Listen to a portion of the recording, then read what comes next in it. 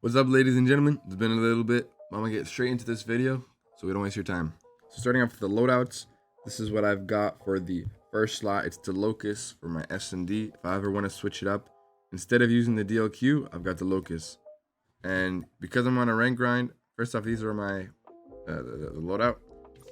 Because I'm on a rank grind, I have Ghost and Heartbeat. Because in Search and Destroy, ranked right now, it's pretty toxic and people have heartbeat sensors, so you gotta play the game to beat them. Next, I've got my Scrim class with a Switchblade. Here is the loadout. Next is the CBR, another Scrim class right here. Here's my Gunsmith.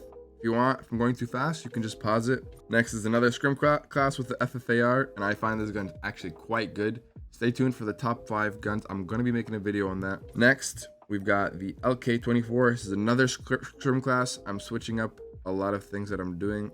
I have this as another Scrim class, aka an S&D as well. So same thing, just with Ghost and Heartbeat. Now, here comes the juicy stuff that if you're ranking, you need to be using, in my opinion. First off, I have this class for TDM. Because whenever you're in ranked and you have TDM, I'm telling you, everybody uses heartbeat sensors, and there's a lot of people who use Ghost. And it's the same Gunsmith as the previous one. And I also got the score streaks for getting kills to win the game, again for TDM or even frontline. Next, I have my respawn rank class. Of course, I have hardline. I got Molotovs and gas grenades because I'm telling you, it's a jungle out here, man. You got to use everything in your favor. Got UAV for information, and then I got the drone because I compare that. I pair that up with the Annihilator every time I tag them. Then I pull up my Annihilator and wallbang everybody to clear the hill or get the kills, whatever is necessary.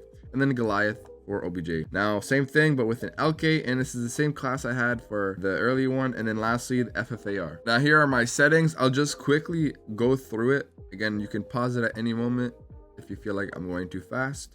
And if you have any questions about this, go ahead and text me in the comments below as to what your question is so I can help answer it. Maybe it's a question on my settings or whatnot. So that's what I run. Boom. Make sure you have these map settings. It's the best one. And then here are my graphic settings. Audio settings. This is the best audio settings for sounding your opponent's footsteps optimally. Make sure your ambient is on 0. And I personally would turn down the UI volume. Here are my hit effects. Turn off camera shake as well. And this is my sensitivity. A lot of people have been asking, so here you are. This is 0 speed excel. And then I've got my camera sensitivity on 85. You can see it here.